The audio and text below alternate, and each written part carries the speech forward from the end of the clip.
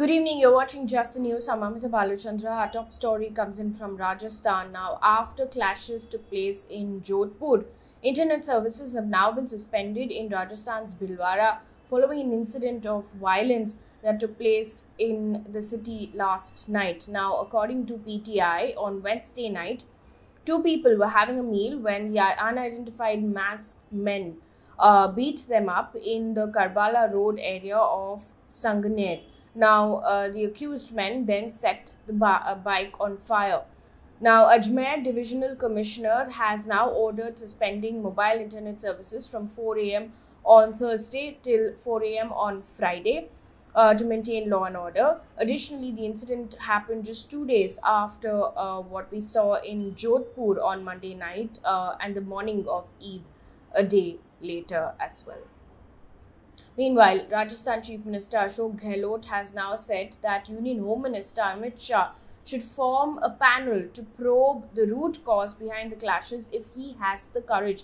Now, he was referring to the Karoli clashes that took place, and he said that it was a laboratory experiment. The violence in Rajasthan's Karoli had taken place on the 2nd of April when some people allegedly threw stones at a bike rally. On the occasion of Hindu New Year, several vehicles and shops were set on fire. More than 35 people were injured in that violence. Meanwhile, in Delhi, the Delhi police registered a case under sections of rioting after a scuffle broke out between two groups at a park in northeast Delhi on Wednesday night. The police have arrested 3 people and detained over 30 locals who were involved in the communal clashes. Now, the police have said that it was a minor scuffle and that no casualties were reported. Security has now been increased in the area as well. Moving away from the story now to Gujarat, Vadgam MLA Jignesh Mevani has been convicted by a Gujarat court and has been sentenced to 3 months in jail along with 9 others for holding a rally from Mehsana town in July 2017 without police permission. Now, the Court of Additional Chief Judicial Magistrate passed the judgment and observed that, and I quote, "It is not an offence to hold rally, but it is an offence to hold rally without permission," end quote. Now, on July 12, 2017, to mark the 1 year of the Una agitation, Mr. Mevani and his associates led an Azadi Kuch from Mehsana to Dhanera. Now, earlier, Mr. Mevani also was arrested twice in 2 other cases and then later granted bail, and this was by Assam police. Trigger warning for people who are watching right now. The next couple of stories are extremely disturbing. If you do not wish to proceed, please do so. The first story comes in from Uttar Pradesh. A 13-year-old girl who was allegedly raped by 4 people has alleged she was raped again by the in charge of a police station in Uttar Pradesh's Lalitpur. Now, the girl had gone to file a complaint against 4 men for kidnapping and gang raping her last month. According to the mother's complaint, the 4 men allegedly kidnapped her daughter on the 22nd of April and took her to Bhopal in Madhya Pradesh. It states that they stayed in Bhopal for 3 days when the girl was allegedly raped. According to the complaint, the men allegedly left the girl at the police station on the 26th of April, following which the police handed her over to the aunt. The complaint also states that a day later, the police called the girl to the police station to record her statement, and that in the evening, the aunt took her to the station in charge's room where he allegedly raped her. Now, the police have lodged a case against 6 people, including the station in charge and the girl's aunt. The station in charge was arrested on Wednesday. The National Human Rights Commission has now issued notices to the UP Chief Secretary and the DGP, calling for a report within 4 weeks. Meanwhile, in Chennai, a month after a 25-year-old man died after he was allegedly beaten up at a police station, his post-mortem report has now shown 13 different wounds on his body. Now, the post-mortem report reveals contusions in several body parts, including his head, above the eyes, cheek, and arms. Now, earlier, unverified CCTV footage had surfaced online showing the man running on the road, falling down, and then being beaten up by 2 policemen. Now, the man was arrested on the 18th of April over alleged possession of marijuana. He died the next day, while police claim that Jignesh died after suffering a seizure. The family and rights activists allege that he was tortured. According to ANI, 3 police personnel have now been suspended. Meanwhile, in Hyderabad, an interfaith couple was attacked on Wednesday night in Hyderabad, leaving the man dead. The police have said that the 25-year-old car salesman was beaten and stabbed to death by his Muslim wife's brother and relatives. Now, 2 of her brothers have been named as the accused, and the police have now formed special teams to arrest them. As stunned passers-by watched, one of the assailants took out a knife, and all of this was recorded on CCTV cameras. One of the assailants took out a knife and stabbed Nagaraju several times, killing him on the spot. Moving on from this now to India's power crisis, there's a report that Bloomberg has put out which says that India has now turned to buying expensive gas to ease its power crisis. Now, Torrent Power Limited and GAIL India Limited bought LNG for May delivery in the last week, with the fuel set up to be used to help power plants boost generation. However, they paid about triple the normal spot rate. Now, this also comes because of the Ukraine crisis. According to Bloomberg, GAIL is seeking at least one more shipment for late May as well.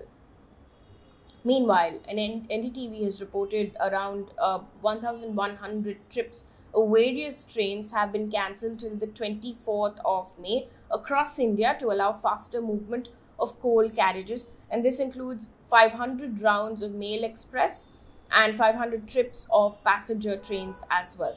Now, it includes trains from the northern and southeast central railway zone. Earlier, about 650 trips were cancelled by the Indian Railways. According to an official note accessed by PTI, and this is important, huge outstanding dues worth about 7,918 crore rupees of state-run power generating companies have resulted in less dispatch of coal, especially to the states with high dues like Maharashtra, Rajasthan and West Bengal. And this is according to the official note accessed by the PTI. Meanwhile, in Vadodara, several areas will now face 4-hour power cuts between 6 a.m. and 10 a.m. This started on Wednesday. It's going to go on till Saturday during a mega maintenance drive across the city. Now, Indian Express has reported that an official of the Madhya Gujarat Wej Corporation Limited Engineering Department has said that the power cuts was regular for mandatory maintenance and should not be viewed as load shedding or power crisis that's going on in the country. Meanwhile, Delhi Chief Minister Arvind Kejriwal has today said that the AAP government would provide subsidy on electricity to only those citizens of Delhi who would want this. Now, he said that citizens would be asked if they would want to continue with the subsidy or not. Currently, consumers in Delhi get a zero power bill up to 200 units of electricity and a subsidy of 800 rupees on consuming 201 to 400 units of power per month.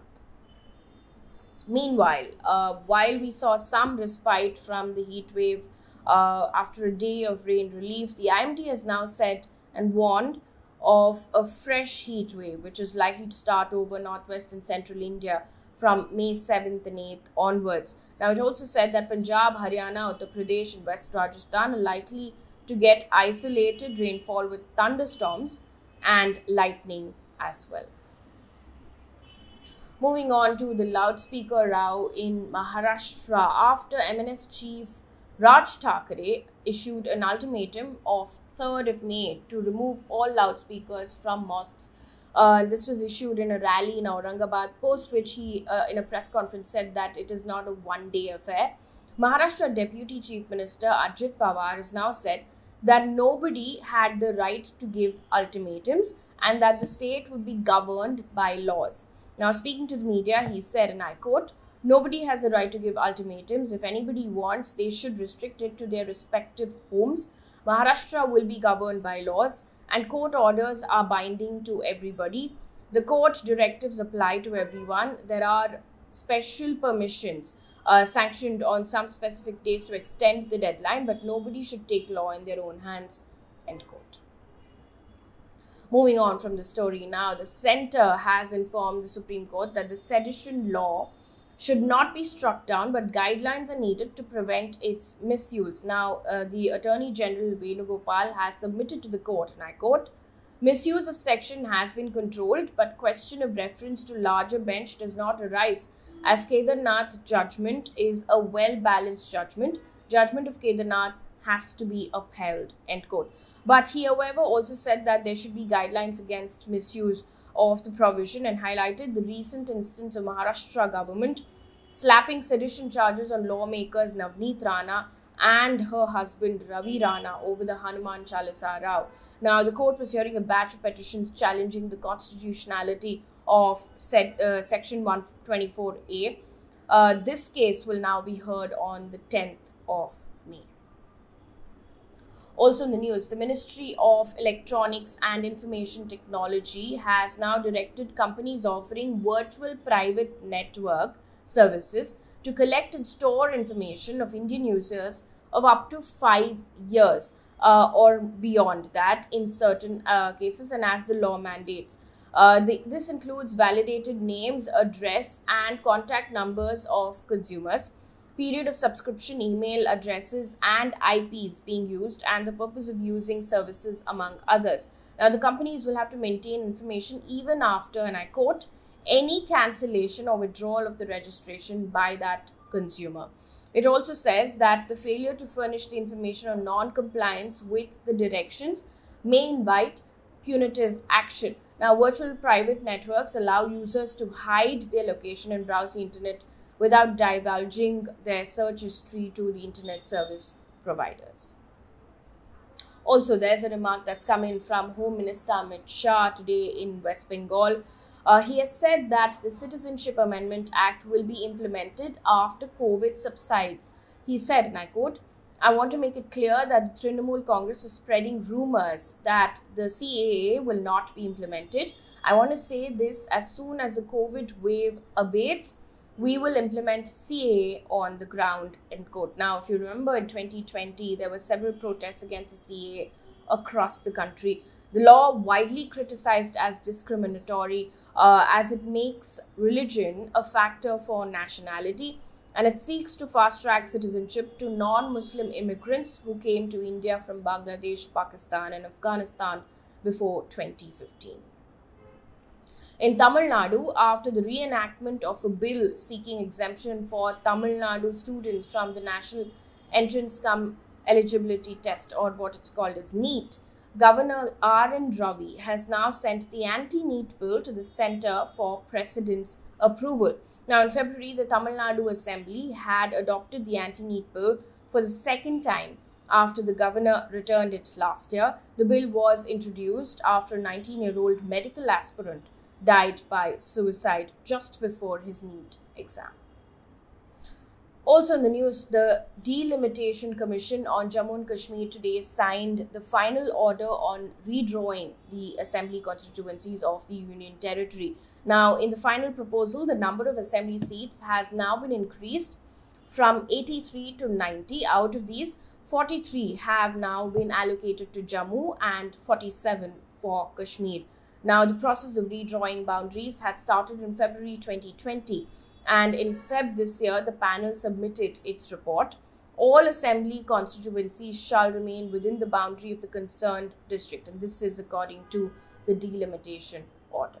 On to environment news. Hindustan Times has reported that the Union Coal Ministry has asked the Odisha government to get the state's forest officials to look into the impact of coal mining in Angul district on the movement of elephants rather than involve the Forest Research Institute as proposed by the state government. Now, the Coal Ministry's letter reads, and I quote, it would impact granting environmental and forest clearances to coal mines. This may adversely affect the coal production from the coal blocks and Thatcher coal fields and other coal fields in Odisha, end quote. Now, the letter was sent in context of the Naini open cast coal mine in Angul district of Odisha. So, essentially, the centre asking the Odisha government to opt for a quicker impact study, because as the letter reads, the centre said that this may adversely affect the coal production otherwise if not opted for a quicker impact study. And this is problematic for experts because in the last 8 years, 184 elephants have died in the human-elephant conflict because of the human-elephant conflict in the region,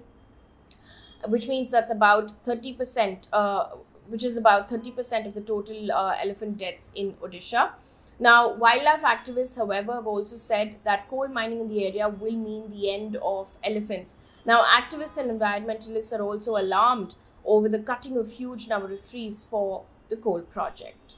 Moving on to international news, this one comes in from Afghanistan. ANI, citing media reports, has now said that the Taliban regime in Afghanistan has now stopped issuing driving licenses to women in Kabul and other provinces. Now, Afghanistan is reeling under severe humanitarian crisis already.